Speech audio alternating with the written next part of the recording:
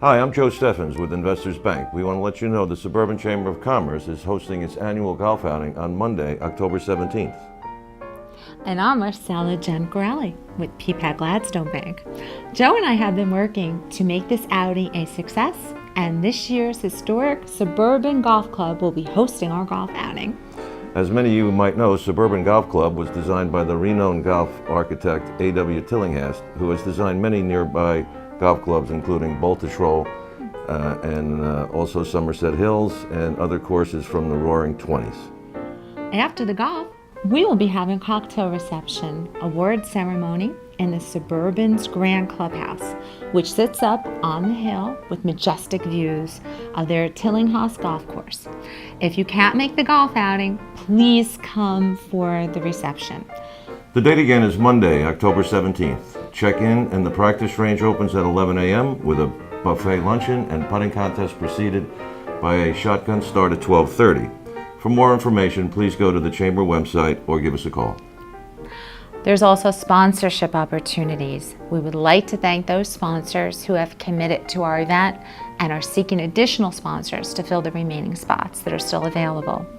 A portion of the proceeds will go to the Chamber's Charitable Foundation, which funds scholarship awards for Summit, New Providence, and Berkeley Heights High School students, and the Bulletproof Vest for our local law enforcement officers. Some of you may know of that as Vesticom. Hometown Television produced a superb show on Suburban Golf Club a few years ago, which is coming up next. We hope you will be with us at the Suburban Golf Club on October 17th. In the meantime, stay tuned to learn more on this local gem we know as Suburban Golf Club.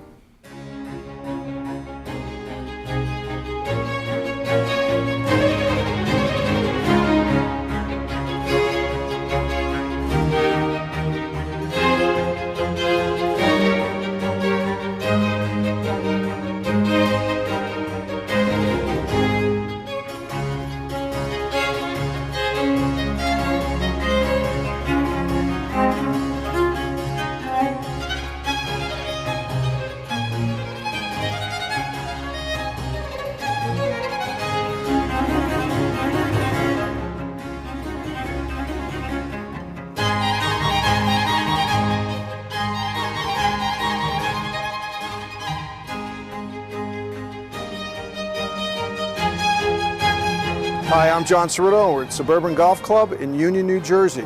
This jewel, nestled right off Morris Avenue, a well-kept secret, is a beautiful Tillinghast golf course. Tillinghast, the great architect and designer who designed many, many courses throughout the country. This was one of his very first courses. Let's go inside and find out something about Suburban Golf Club and Tillinghast design. You know, you look at the history here, and what a past history they had when you look at the president's list. Back in 1896, A.R. Eaton was the president of Suburban Golf Club. And right now, we're being joined by Barry Goldenberg, the current president of Suburban Golf Club. Hi, John. Nice to see you. Thanks for having us, Barry. Boy, I'm admiring this menu, and I'm looking back and I see a broiled sirloin steak for $5.50 and scotch for 75 cents and a premium scotch for 85 cents. Well, those were the specials back in, I think, 42. We're a little bit more expensive than that now, but we're still very reasonable. Well, it's good to hear. Maybe you can tell me something about that. I'd love to.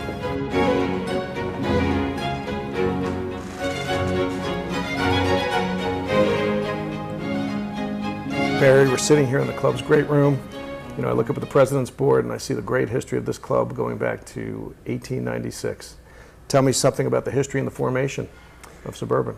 The club, as you said, was formed in 1896, and it was formed by a group of gentlemen that wanted access to a country setting and yet close enough to a train station.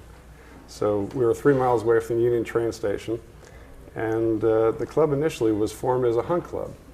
Trap shooting was the game of the day, and there were originally 5 holes that encompassed a golf course. In 1916, the club acquired several more acres and had the good fortune to bring in A.W. Tillinghast, the premier course designer, to design an 18-hole course that opened in 1922. So it became a full golf club in 1922? Yes. And Barry, the difference between a golf club and a country club? Suburban Golf Club has always been strictly a golf club. We have no pool, we have no tennis facilities. When somebody comes to join our club, they're coming strictly for a great round of golf on really a tremendous golf course. But yet you have many, many other facilities here, dining and grill rooms. And Yes, we do. We've got the East and Vista room, which is more for formal dining. Our West room is more casual dining. Downstairs we've got the grill room. And the beauty of this clubhouse, which is really almost a farmhouse design, is that every room and every table in the clubhouse has a beautiful view of the great vista in the golf course. So it's really a fantastic day to come out, play 18 holes of golf, go onto the veranda, have a drink or two, and come up and finish the day with a great dinner in one of these great rooms. now I see membership ranges anywhere from 350 to 400 members. Where do they come from? The membership at Suburban has really changed over the years. The demographic has been really changed by the fact that more and more people are moving out of the area. Initially, the membership came predominantly from Union County. Now it's from as far away as Morris County, further out, in fact, almost in Pennsylvania for some people, as well as New York City. But the beauty of the club is that we are really nestled in amongst some great roadways, access the Parkway, Route 22. And you'd never know we were even here, but it's very, very convenient to all those locations. Yeah, I'm sure being 15 miles outside of Manhattan, it makes it very easy for the fellows that commute in and want to go out and play around the golf. Yes, in fact, some guys come from Manhattan and get here quicker than people that are living in New Jersey. Barry, if somebody wanted to come down and visit the club and take a look at the facilities, is there a way they can do it? Somebody they Sure. can contact? Sure, they can call the clubhouse at 908-686-0413, and the receptionist will put them in contact with the proper people. Great. You know, I noticed the Tillinghast experts are here. Let's go downstairs and have a discussion about the great architect. Alrighty. Barry, we're being joined right now with Bob Trevis, a Tillinghast expert, an author of many books, and of course, you recognize the gentleman to my right, Tony Rinaldo, past president, head of the renovation committee. Bob, what did Tilly have in mind when he designed Suburban? Well, Tilling had a real challenge here because he had a small piece of property to put in a championship golf course, and if you come out here, you can see why it's a championship golf course. He made the maximum use of the property, and it's got a lot of Tilly in it because Tilly always designed courses based on the property. He didn't have a formula. He was not a Pete Dye or Ross. He came on and he was an on-site architect. And I get it. I believe that when he was designing Baltusrol, he was coming here in the mornings or there in the afternoons, or vice versa. And you can see a lot of that here, the way the course is really set up.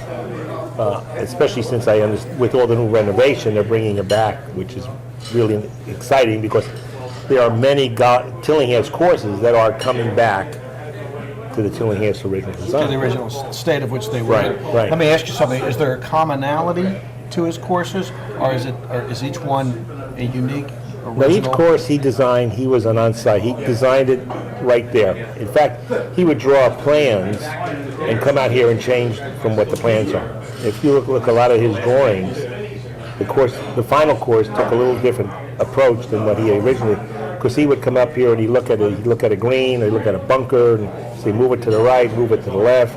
And you can see a lot of that also at Wingfoot, which is probably one of his most famous courses. And he did a lot of that right there. He would raise greens, put bunkers in, take them out, based on that moment.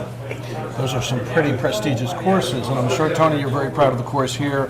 I know there's been some renovations done. Barry was good enough to give us a little background and history of the original state of the course. What's happened since? Well, this course has changed considerably since I was a young boy, and since I came here. I'm here a member over 30 years, and we've had some subtle changes early on when I came here, and then we decided to do a grand scheme to determine what we thought the course needed to attract new members because of the diversity of the membership now. It started to spread from Union County to New York City to Essex County to Middlesex County, and we wanted to be able to attract members from outside of our short, small area. We did a long-range planning committee study, and membership, the most important thing for the membership was to put this course back in its original condition, because over the years it had gotten a little frayed and a little worn, and also because it was a very short course, and we wanted to lengthen the course as well. We decided to interview several classical golf redesigners, I'll call them, and we interviewed 4 or 5 individuals, and we decided upon Ron Pritchard, who had done some redesigns for some of the older courses, not only in the area but all over the country. We interviewed Mr. Pritchard, and he was truly excited about renovating this particular course. So we got him all of the studies that we had, all of the aerial shots that we had, John, and we asked him to put a prospectus together, and he did. But it's still a Tillinghast. Absolutely, signature course. Tillinghast course. That was the great thing about Pritchard. He had studied Tillinghast. He knew that we had to do some things with the greens. He restored every bunker on this course. We took a few of them out, but I think we now have 57 bunkers on this course. And if you see the bunkering and how it's done, you will see that it's true Tillinghast. And Tillinghast, it's a true Tillinghast design. I'm sure Bob can appreciate that when you look down at the 9th hole and you see the sloping, and you see that the actual top of the bunker is actually higher than the green itself. Is that right, Bob? It's true. And so we lengthened the course as well to make it more modern. We're a just under 6,500 yard course from our tips, and I guarantee you that there aren't too many people, pros included, that are going to bring this course to their knees. I think the lowest round ever shot by a pro was 64, and we have pros play here every year, and if we get a 67 or a 68, that's low. Tony, let me ask you that. Speaking of pros, is this a qualifying course for any tournaments for the PGA or LPGA or New Jersey? Yes, yes, it is, and has been over the years for a number of years. This year we have the New Jersey State Open. I think it's the Open qualifier coming up this month, and all of the top pros from the areas are going to be trying to qualify for the Open. Bob, Tilly, you and I were talking before. Sure. Risk and reward. That was his idea. If with his anything design. that he's noted for, or is characteristic, is a risk and reward concept. In other words, if you have a good shot, you have a better shot into the green. If you make a mistake, you hit it over to the left, then you're going over water or over bunkers. And if you look at his courses, they all have entranceways.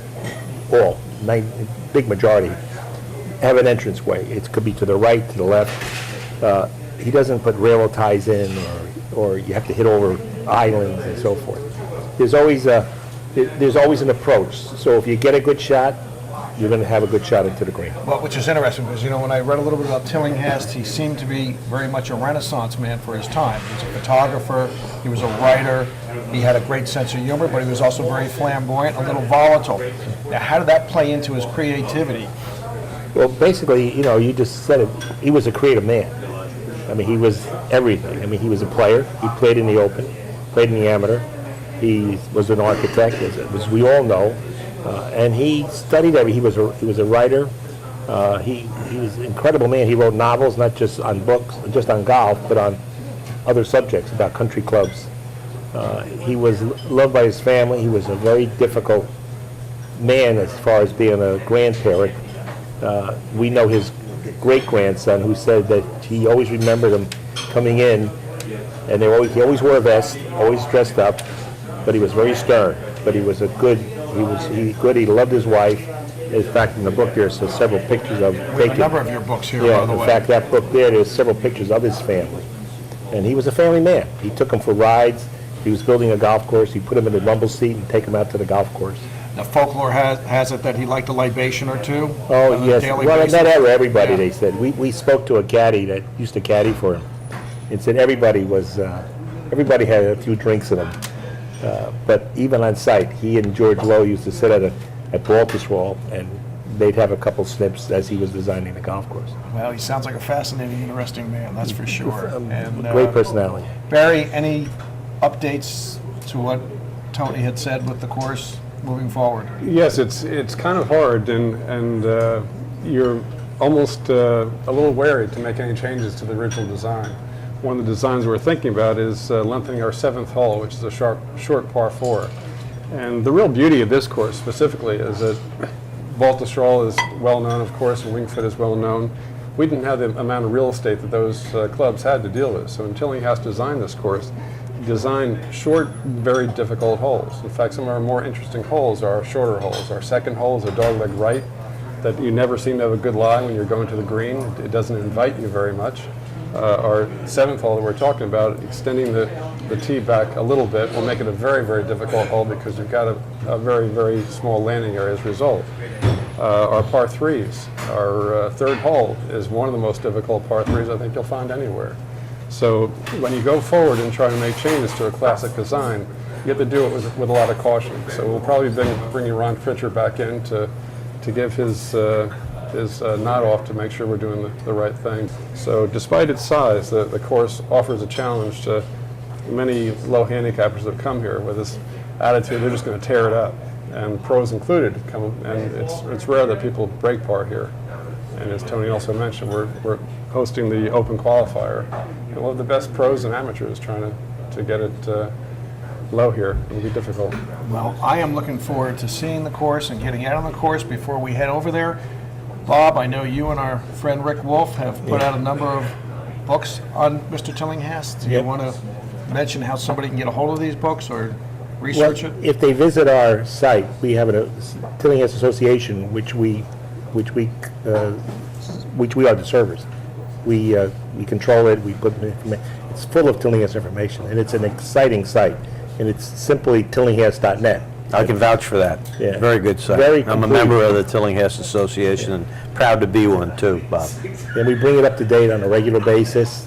It lists all his courses, his family, and it's stuff. And I kind of run it, and I just love running it. So Well, let's go out, let's take a look at the course and play a little bit. Sounds good. terrific.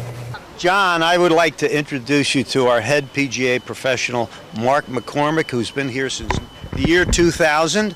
I was president at the time, and Mark is also a left-handed golfer. That's why we hired him. So, Mark, are you willing to take me out here and watch you play a little bit of this Tillinghast course? Sure, I'd love to. Well, why don't we play a couple holes? I'm going to watch you play. I'm going to get a pullover on because it's a little bit windy out here, and why don't you get your assistant pro, and we'll go out and you can introduce us a little bit to the course. Sounds good. Mark, we've chosen the par 5, 5th hole, and you're here with Paul Lejeune, your assistant. Maybe you can tell us something about the hole and your strategy as you approach it. Sure, my pleasure. The 5th hole is a par 5, dogleg right. From the men's tees, it plays from 460 to 472 yards. Your tee shot, you actually want to be a little bit down the left center, so you have a better angle into the hole. If you can't hit the ball over 250 yards, you're going to want to lay up to the right of the pond, short of the green, on your second shot, which will leave you about an 80-yard wedge shot to a 2-tiered green that is sloped back to front very severely. If you're a longer hitter, you have a chance to maybe cut the dog leg down the right side off the tee, which will leave you about 200 yards to the green. From there, you'll have about a 4 or 5 iron, a long iron in to your second shot, with bunkers surrounding the green left and right, which makes it very difficult. Mark, I know that when Mr. Tillinghast designed this hole, it didn't look like this. Can you tell us some of the changes? Sure. When he originally designed it, the tee to my left was the original tee, and this presently is now the ladies' tee, but when Tillinghast came out and designed the hole, that was our original tee. Since then, this tee has been built, and this is now our present men's tee.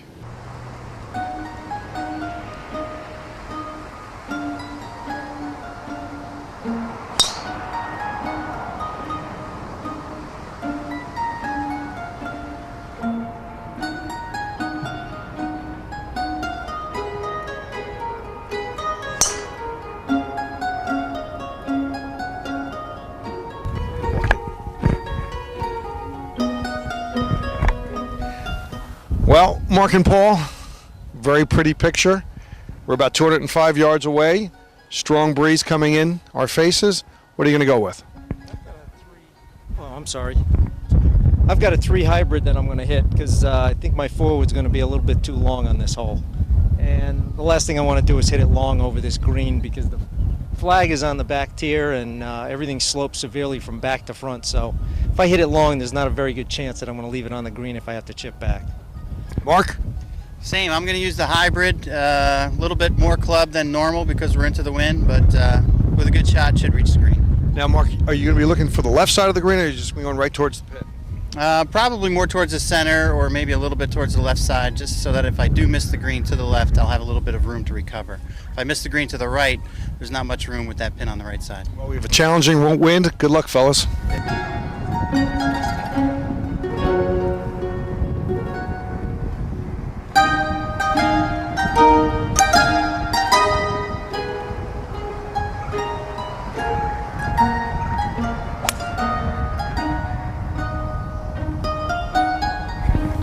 Paul, I see you brought 2 clubs. Yes, I did. A pitching wedge and a gap wedge.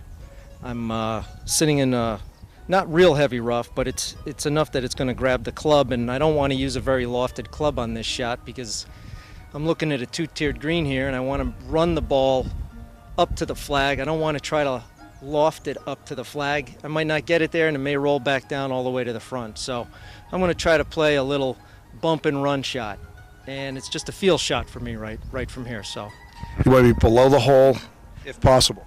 if I can, but the problem is that flag is right at the crest where it starts to roll off the tier, so I've got to get this on the back tier. And I've got a little bit of a backstop behind the flag where it may come off that hill a little bit towards the flag, but either way, I've got to be somewhere on the top tier for a putt at bird.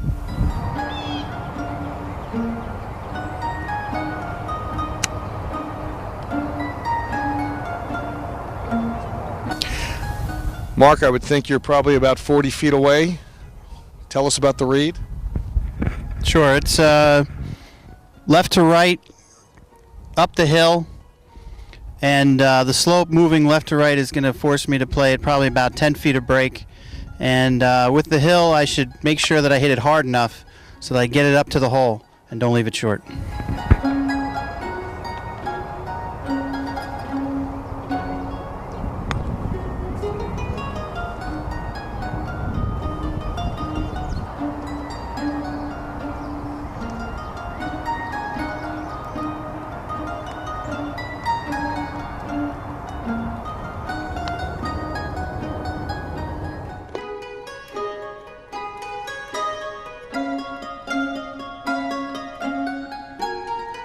I'll tell you, Paul and Mark, the few times I've played Suburban, I love this hole. What a great finishing hole here on the 9th hole to finish the front 9.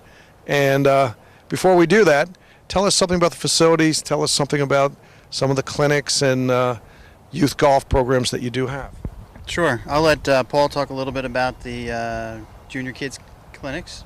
In the camp, we have a camp that we have during the summer for 4 days, and it's from 10 to 12 every day for 4 days straight, and that's the camp. The clinic we run every Friday from 10 to 12, and that runs for 8 to 9 weeks. Starts in July and finishes at the end of August. And we go over all the facets of the game, and we try to get them out on the golf course. So we'll spend time on the range, in the bunkers, short game, putting. Then we get them out on the course, and we have them try to play a couple of holes so they actually see what their score is going to be when they get out on the course. They have to experience what they're going to be doing when they get out on the course. So, Paul, age groups for both boys and girls, starting, finishing? Starting at 7 to 16, and we also give individual junior lessons also. You never start young enough in golf, as we know. Mark, with the adults. We offer quite a lot to the women, and every Tuesday is Ladies' Day, so the ladies come out and play golf with the other ladies, and we have also for the men quite an extensive tournament operation. Just about every weekend we have something going on for the men tournament-wise, and they enjoy that a lot. Mark, I have to tell you, that was wonderful. I love that 9th hole. Me too. I've got a ladies clinic over on the practice putting green. I'd love to have you join me if you like. I certainly will not pass up that offer.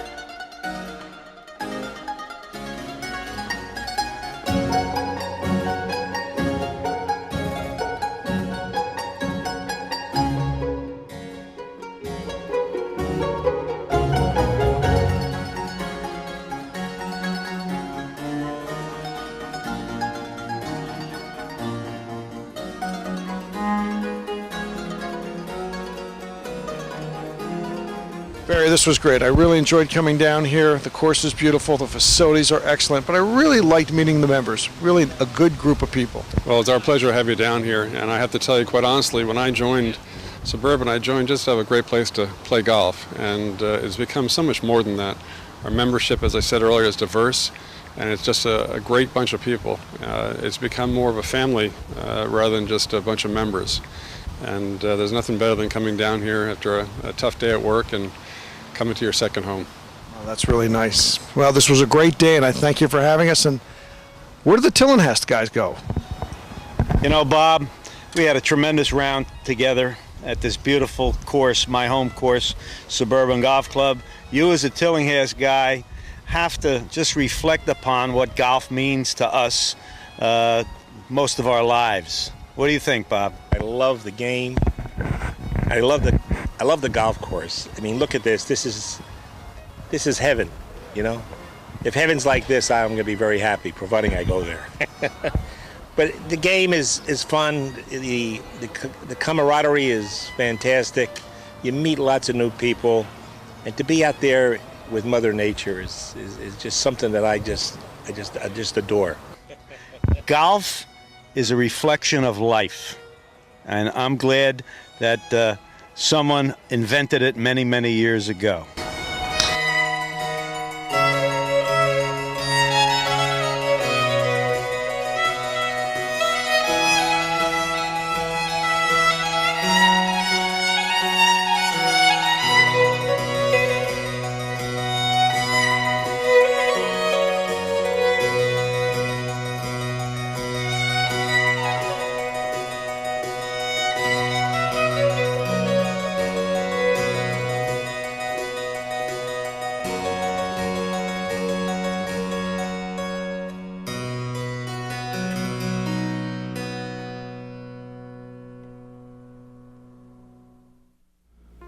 We hope you enjoyed this show on Historic Suburban Golf Club, and if you'd like to play this course and enjoy some great company, please plan to join us at our Chamber Golf outing at Suburban on October 17th.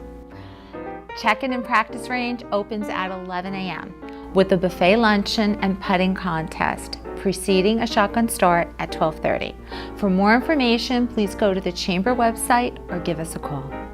There are also sponsorship opportunities, and a portion of the proceeds will go to the Chamber's Charitable Foundation, which funds college scholarship awards for Summit, New Providence, and Berkeley Heights High School students, and the bulletproof vests for our local law enforcement officers. After the golf, we will be having a cocktail reception and awards ceremony in Suburban's Grand Clubhouse, which sits up on a hill with majestic views of the Tillinghast golf course.